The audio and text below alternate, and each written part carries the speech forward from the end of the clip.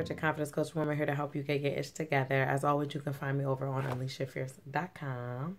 And today is part 4 of my 6-part video series, which are the 6 secrets of fiercely free, purposed, and loved women. Make sure you go back through my channel on YouTube and you scroll through so that you can see all 6 videos in the series. So each of the days and each of the letters spells out the word enough, because as women, it is my belief that we forget who we are. We forget that what God says in the Bible, right? Which is that he knew us before we were formed in our mother's womb. So when we were born, right? When we were born, he already knew us. He already created us. He already knew our destiny. He already knew our purpose, right? Which is basically the idea I have behind my new book, Born Fierce, How to Unleash the Confident Woman Within, right? It's this idea that we're born with something very special about us. And if you read in the beginning of my book, I will let you know, and I'll say, every woman has to answer these questions. Who am I? Whose am I?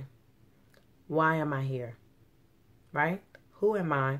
Whose am I? God. Why am I here? So often as women, we struggle with knowing who we are.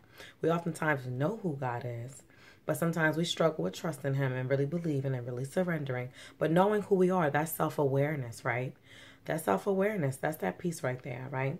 But then that other piece is, why am I here? That's that purpose part. That is that purpose. So when you unleash your purpose, right, then and only then, well, you know the difference between living and just existing. Right? Because a woman, when she is fiercely free, purpose, and love, she's walking in that purpose and she knows what it is. So some women always ask me, how do I know my purpose? People always say, you know, to think about what you're good at. And I agree. It does go back to what you are good at. I agree. It does go back to that.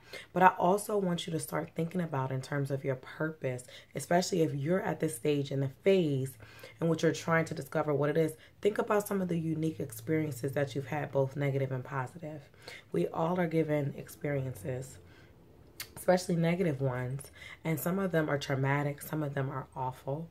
You know, some of them wear down on our identity, on our personality, on us really feeling fierce, really feeling free, really feeling, you know, like we can kind of go after whatever it is that we want. Think about what are some of those challenges, whether it's personally within yourself, whether it's financially, right? People start businesses all the time because they were so bad with their finances or in debt, and they got themselves out of it, and then they feel called to help other people get out of it. Whereas other people might be sexually assaulted, they might be raped, they might be molested, right? But they take those experiences and they help somebody else through them. You know, whether they just want to help younger women, whether they, you know, want to start a blog. Some people end up starting and writing a book. You know, whatever, they might want to mentor people.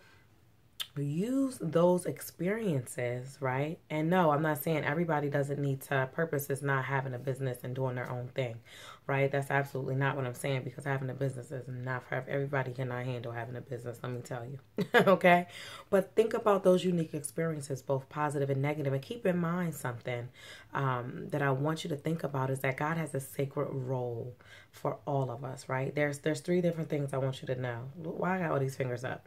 God has purpose, he has a calling, and he has assignments for us. Sometimes we all wrap them all up under one umbrella and say, oh, it's all purpose. But no, it's not always all purpose.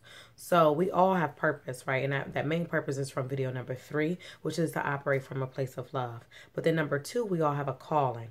So like he said, before he knew us, right, and before he put you in a womb, he knew there was something special about you. That is calling. That is your job. If you don't know what it is, your job is to figure that out in the next couple weeks, the next month, the next year. Hire a coach who knows, you know, how to help you find your purpose, or read some books on it, or explore. Like I said, what are some of the unique experiences you've had? What are some of your skills and talents? What's something that people always compliment you on?